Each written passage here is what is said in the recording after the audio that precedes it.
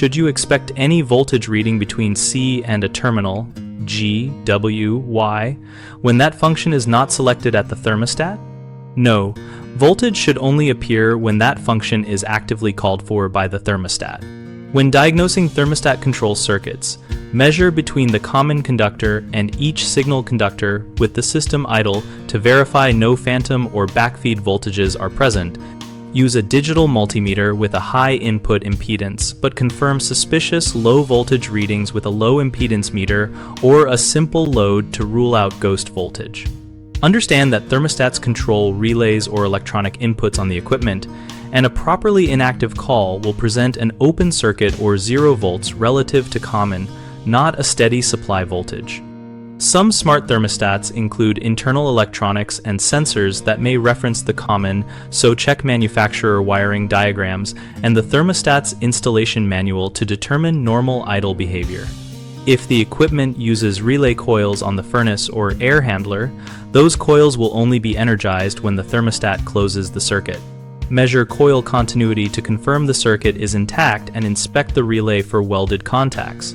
For heat pump systems with a reversing valve or other modulating components, ensure you know whether terminals are energized on heat or cool call and test accordingly. Voltage on the reversing valve terminal when neither mode is selected indicates miswiring or a stuck relay.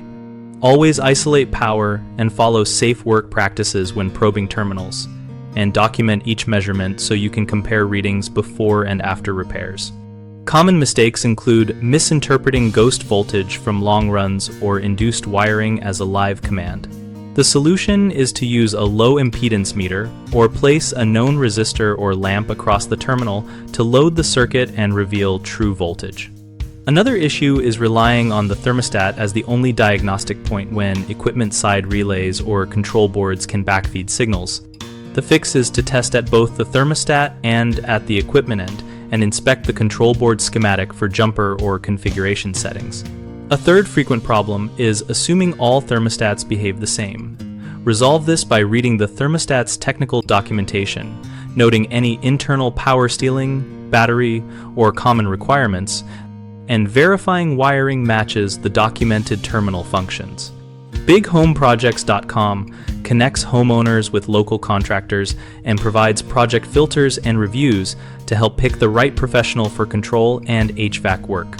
The site also offers contractors a way to list services, receive leads, and build local trust through ratings and verified project history.